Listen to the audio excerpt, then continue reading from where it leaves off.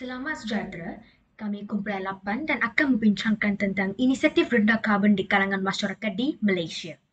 Saya Suwan Chandrakarnakaran dan rakan-rakan saya termasuklah Wiki Ting Liu Ying, Catherine Pang Jingwen, Disantini Sasidaran, Eng Singyi, Eng Yongyi dan Sevendi Morgan. Sekarang saya akan bermula dengan latar belakang inisiatif rendah karbon di Malaysia. Komitmen Malaysia untuk mengurangkan pelepasan karbon bermula pada tahun 2006.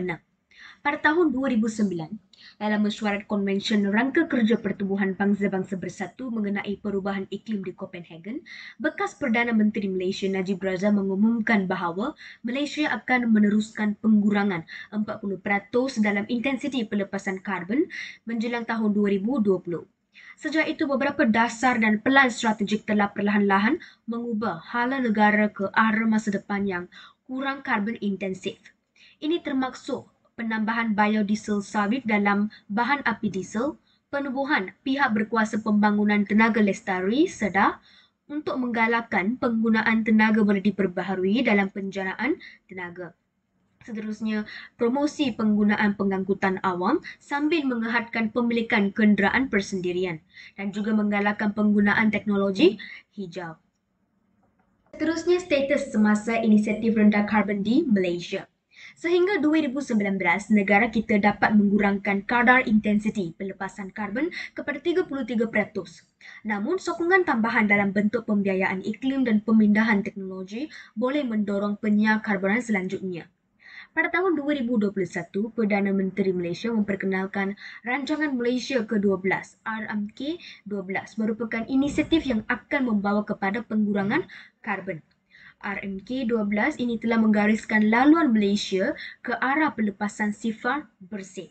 Ini termasuk mencapai neutraliti karbon menjelang tahun 2050 dan menghentikan penjanaan tenaga berkuasa arang batu secara berperingkat. Penetapan harga karbon dan cukai karbon akan diperkenalkan bersama langkah pengurangan karbon yang lain selepas kajian semula strategi pembangunan karbon rendah menjelang akhir tahun 2022. Seterusnya, skop kajian.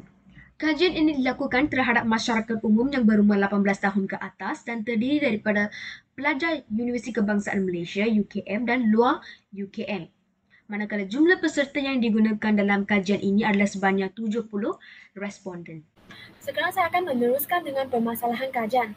Permasalahan kajian ini mengandungi tingkah laku dan aktiviti yang menyumbang kepada pelepasan gas rumah hijau dan faktor yang menghadkan tingkah laku dan aktiviti yang menyumbang kepada penurunan pelepasan gas rumah hijau.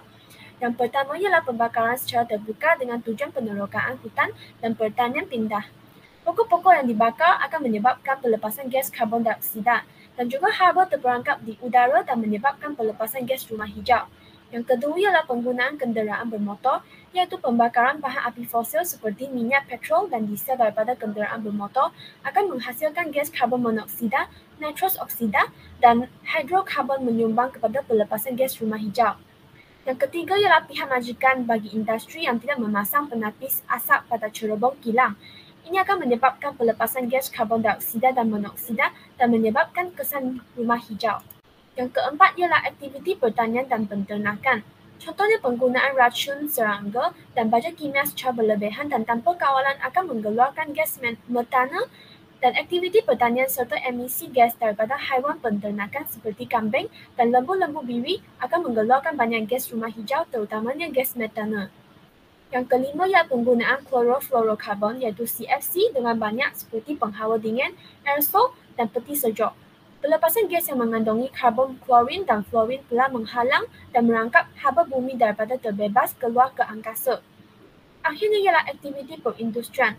Contohnya, industri kimia melepaskan pencemar yang mengandungi pelbagai kompaun yang berasaskan nitrogen dan sulfur dan juga kilang penapis minyak mengeluarkan asap dan yang mengandungi sulfur dioksida.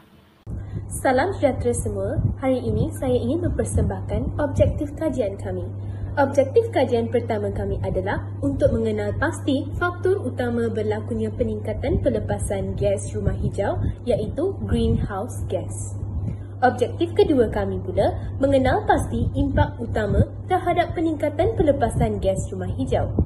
Setelah itu, objektif kajian kami yang ketiga pula mencadangkan langkah untuk menghadkan aktiviti yang menyumbang kepada peningkatan pelepasan gas rumah hijau.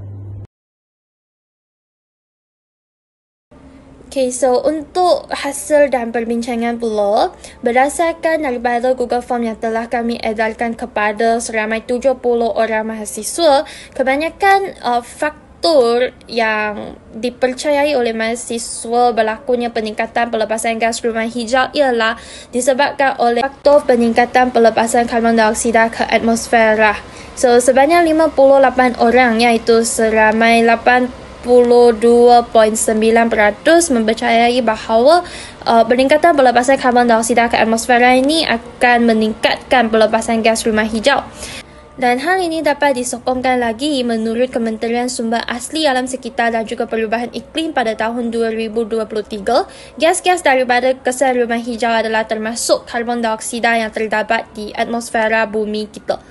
So, untuk impak sekiranya pelepasan gas rumah hijau semakin meningkat tanpa kawalan, antara pilihan yang paling terbanyak dipilih ialah berlakunya masalah pemanasan global, iaitu seramai 58 orang ataupun 82.9% juga mereka percayai bahawa semakinlah banyak pelepasan gas rumah hijau, maka semakinlah serius masalah pemanasan global. So, hal ini dapat disokongkan lagi juga menurut Muhammad Rozaimi Ridwan pada tahun 2022. Peningkatan gas rumah hijau terutamanya dalam bentuk karbon dioksida dan lain-lain boleh menyebabkan pemanasan global dan juga perubahan suhu persekitaran. Dan akhirnya, untuk langkah yang agak efisien untuk menghadkan tingkah laku ataupun aktiviti yang menyumbang kepada peningkatan pelepasan gas rumah hijau ialah mengurangkan pelepasan daripada industri semasa pemprosesan dan pembungkusan di mana seramai 21 orang ataupun 30% orang mahasiswa mempercayai bahawa mengurangkan pelepasan gas industri ini dapat menghadkan peningkatan pelepasan gas rumah hijau. So, hal ini dapat disokongkan lagi daripada kajian daripada Parti Sosialis Malaysia pada tahun 2020 yang menyatakan bahawa pembakaran bahan api fosil di kilang perlu dikurangkan dengan mempromosikan kecekapan tenaga dengan menggalakkan industri untuk menukarkan motor lama kepada motor yang lebih cekap tenaga serta berasaskan teknologi inverter untuk mengurangkan lagi pembaziran dalam konteks ini.